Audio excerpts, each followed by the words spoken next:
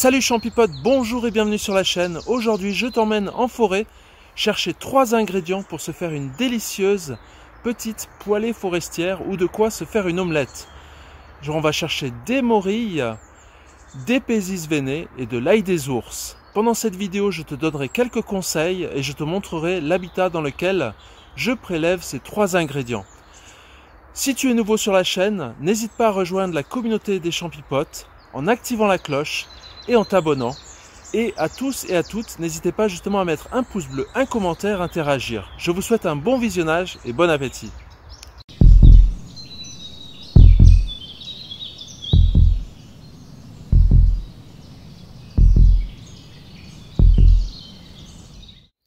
Il y a quelques jours de ça, je t'avais amené justement dans cet habitat.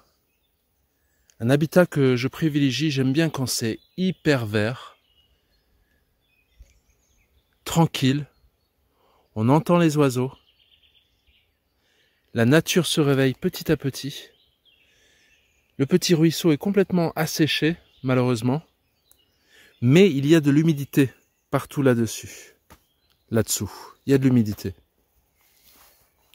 Dessus, comme tu vois, les plantes sont bien vertes. Le genre d'endroit où j'aime bien prospecter. Et je suis revenu parce qu'il y a quelques jours de ça, j'avais laissé justement des petites pézis veinées et je t'avais dit qu'elles pouvaient grandir. Donc là maintenant, tu peux voir la pézis veinée, la caractéristique, l'intérieur. On voit ces formes de veines. C'est un ascomycète, c'est un grand champignon. Il peut faire jusqu'à 12 cm. Là, il y a ma main, donc il doit faire dans les 6-7 cm. Il est mature, on va pouvoir le cueillir. Ça tombe bien, j'ai envie de le ramener pour faire goûter à des amis, pour faire une poêlée avec de l'ail des ours, quelques pézis veinés. Comme tu sais, c'est un excellent comestible cuit, toxique cru. Il faut le cuire minimum 20 minutes. Une odeur de javel à la cueillette que tu vas sentir et qui va disparaître au fur et à mesure de la cuisson. Mais c'est un très bon comestible. Et souvent, on l'appelle la mère des morilles, tout simplement parce que à côté, tu peux trouver, si tu fais attention, et je ne les avais pas vus la dernière fois, des morilles. De très très jolies petites morilles. On va les regarder juste là. Donc, il n'y en a que 2. J'ai regardé autour. Ça fera pile poil de quoi faire une petite omelette dégustation à des personnes qui n'ont pas l'opportunité d'en goûter. Merci Dame Nature. Grâce à elle, j'ai des morilles, des pézis veinés, donc c'est la même famille. Tous les deux à cuire, comme vous le savez, plus de 20 minutes. Je le répète encore, pour être sûr. Cuire plus de 20 minutes et jeter l'eau de cuisson. Autour, vous avez les plantes du lierre grimpant. Nous avons du noisetier. Le noisetier qui est juste là.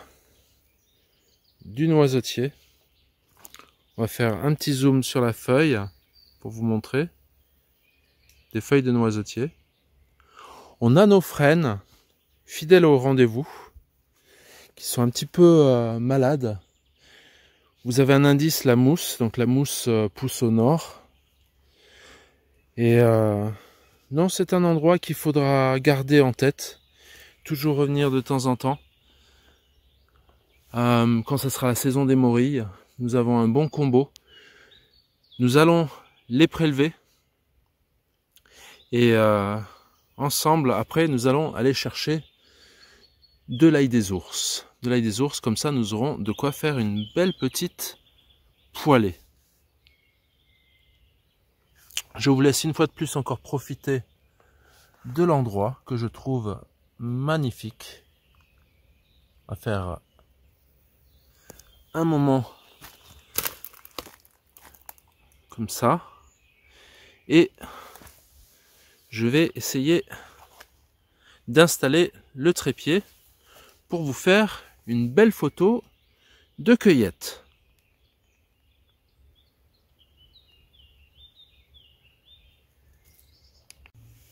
On va aller cueillir nos morilles en les coupant bien au pied. Une belle morille, bien s'assurer de répandre les spores. Ça ne sert à rien de ramener ces spores à la maison. Bien la nettoyer. Donc ça nous fait la première. On va aller chercher la deuxième. La couper au pied. N'a aucune incidence. Deux belles petites morilles. Et on va les voir justement pour aller ramasser nos pézises veinées.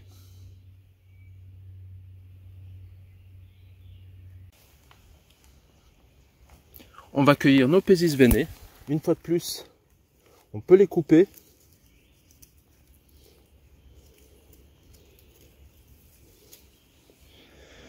La voici. Il y a un petit pied, on peut le laisser. La partie derrière que vous voyez n'est pas fertile. Et nous avons cette belle pézise veinée qui sent la javel. On va chercher la deuxième.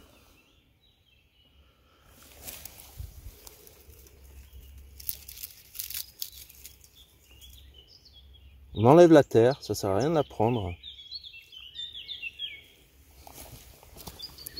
Voici donc une morille, une pézise. Et le troisième ingrédient pour cette délicieuse poêlée ou omelette forestière, il est là, juste sous mes pieds. C'est l'ail des ours. Ici en Alsace, on en a plein partout. Alors quand tu vas le ramasser, tu évites de le ramasser sous les arbres. Tu vas le ramasser à des endroits où les oiseaux n'auront pas fait leurs besoins dessus. Car en dessous des arbres, forcément les oiseaux s'y perchent. Et l'ail des ours en dessous, il n'est pas très propre. Bien entendu, l'ail des ours, avant de le manger, c'est une plante qu'il faut soigneusement nettoyer à l'eau vinaigrée. Alors tu le nettoies, tu le rinces bien, et après tu vas le mettre dans une essoreuse à salade, et tu pourras le poêler. Le poêler, je te conseille de couper les feuilles en trois, de ne prélever que les jeunes pousses. Là, je ne ramasserai pas ici, mais je vais ramasser sur les pentes. Il est privilégié de...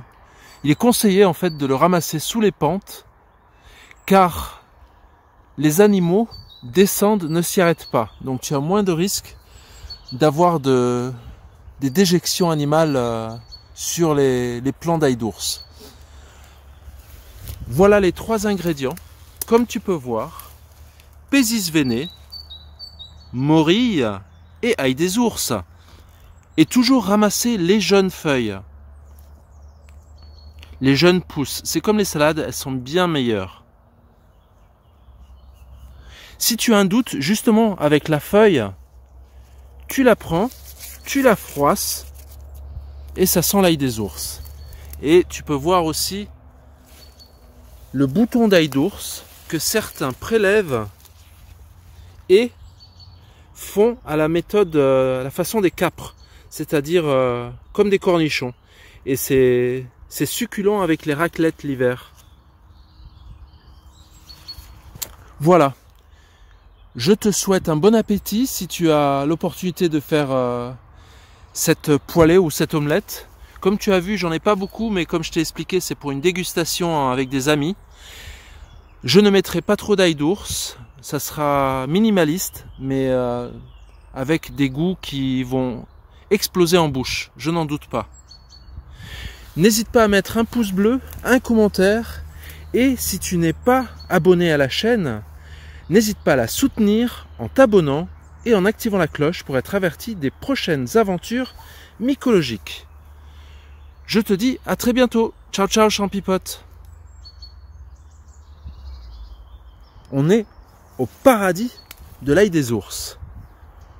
On a nos frênes, on a notre humidité. C'est aussi un endroit propice aux morilles.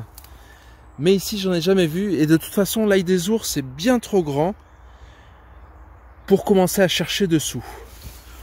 Alors quand tu ramasses ton ail des ours, comme tu peux voir, tu peux avoir d'autres plantes qui se mélangent.